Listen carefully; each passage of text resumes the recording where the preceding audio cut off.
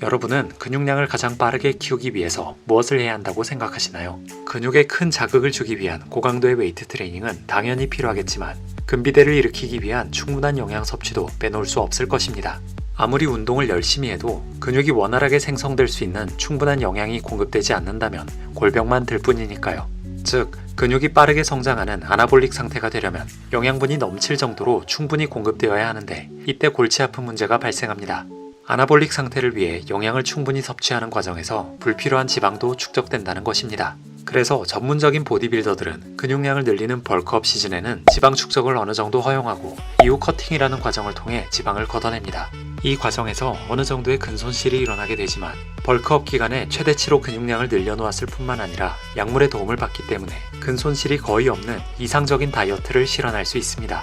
그러나 전문 선수처럼 시즌과 비시즌이 나눠져 있지 않은 우리 같은 일반인이 벌크업 커팅 기법을 사용하기는 현실적으로 어렵습니다.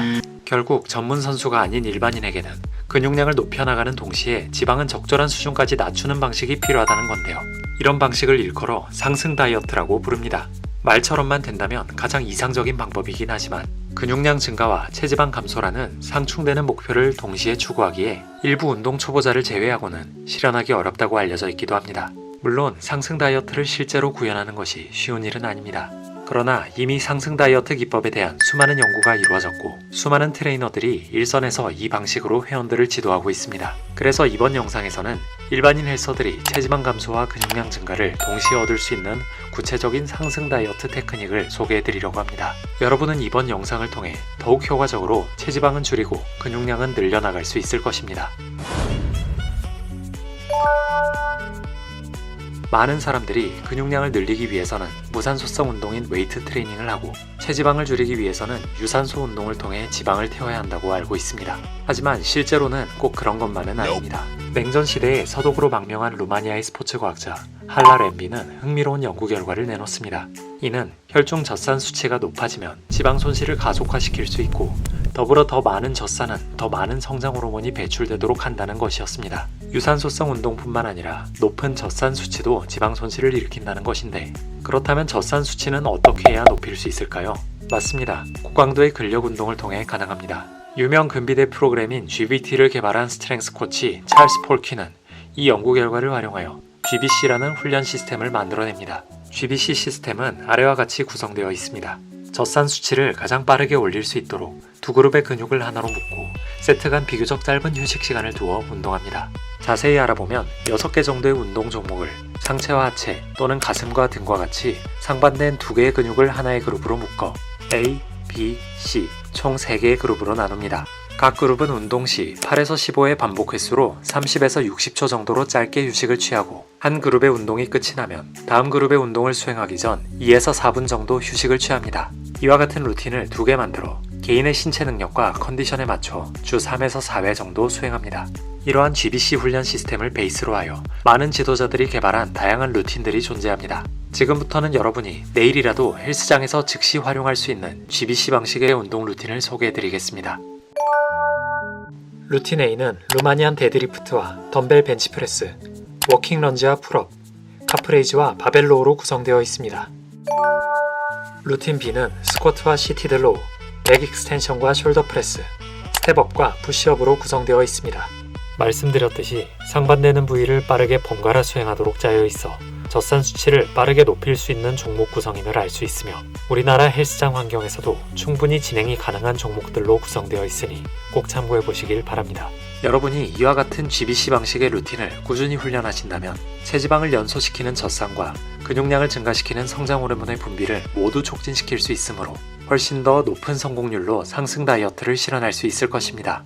다만 이런 방법을 통해 높은 운동 강도 및 운동량이 충족된다고 하더라도 근육을 생성하는 데 원료가 되는 단백질을 포함한 충분한 영양이 충족되지 않는다면 상승 다이어트는 성공할 수 없을 것입니다. 지금까지 상승 다이어트의 양대 축의 하나인 고강도 근력 운동 루틴에 대해 알아보았으니 이제부터는 나머지 다른 한 축인 영양 섭취 방법에 대해서 알아보겠습니다.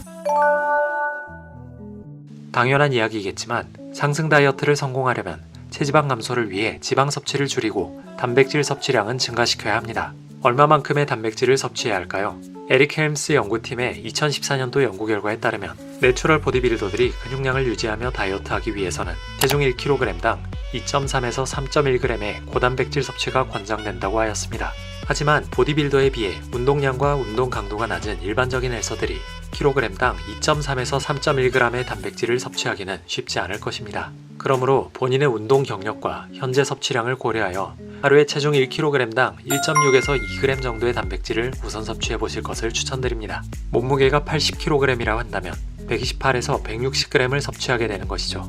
이는 닭가슴살 약 500에서 700g 정도가 되겠습니다. 다만 여기서 간과해서는 안 될 것이 근육의 생성을 위한 단백질 섭취도 중요하지만 고강도의 운동을 소화하기 위해서는 그 외에 다양한 영양소 섭취가 필요하다는 것입니다. 특히 상승 다이어트를 위해 지방의 섭취를 제한하기는 하지만 고강도의 운동을 소화할 정도의 신체 기능을 유지하기 위해서는 질 좋은 지방과 함께 일정 수준의 탄수화물을 섭취하는 것은 꼭 필요합니다.